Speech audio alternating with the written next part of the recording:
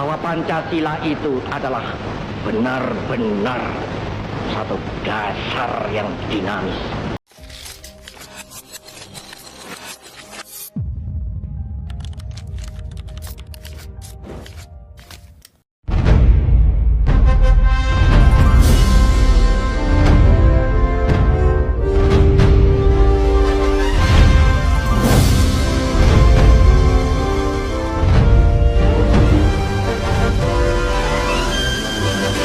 Nama saya Niputu Widi Eka Ayu Pramita, NIM saya 054840266. Saya berasal dari UT UPBJJ Denpasar, Bali.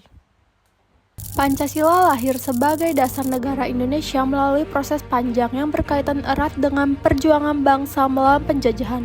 Pada masa pendudukan Jepang tahun 1945, muncul kesempatan bagi tokoh-tokoh nasional untuk mempersiapkan kemerdekaan.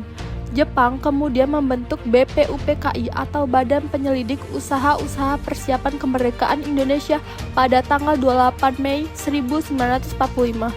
Tugas dari BPUPKI adalah merancang dasar negara dan konstitusi bagi Indonesia yang akan merdeka. Di dalam sidang-sidangnya, BPUPKI berisi para tokoh nasionalis, agamawan, dan intelektual yang berdiskusi secara mendalam tentang bentuk negara yang akan dibangun. Mereka berusaha merumuskan dasar negara yang dapat diterima oleh seluruh rakyat Indonesia yang memiliki latar belakang yang berbeda-beda. Salah satu momen paling penting dalam sidang BPUPKI terjadi pada tanggal 1 Juni tahun 1945 ketika Insinyur Soekarno menyampaikan pidato bersejarah yang kemudian dikenal sebagai lahirnya Pancasila. Bahwa Pancasila itu adalah benar-benar satu dasar yang dinamis. Dalam pidatonya, Soekarno mengusulkan 5 prinsip dasar negara: ketuhanan, kemanusiaan, persatuan, kerakyatan, dan keadilan sosial. 5 prinsip tersebut kemudian dinamakan Pancasila dan mendapat sambutan positif sebagai dasar negara yang mampu mewadahi seluruh keberagaman di Indonesia, baik agama, suku, maupun budaya. Rumusan Pancasila yang disampaikan Soekarno kemudian disempurnakan lagi melalui proses kompromi di kalangan tokoh bangsa hingga akhirnya pada tanggal 18 Agustus tahun 1945, sehari setelah proklamasi kemerdekaan, Pancasila secara resmi ditetapkan sebagai dasar negara dan dituangkan dalam pembukaan Undang-Undang Dasar pada tahun 1945.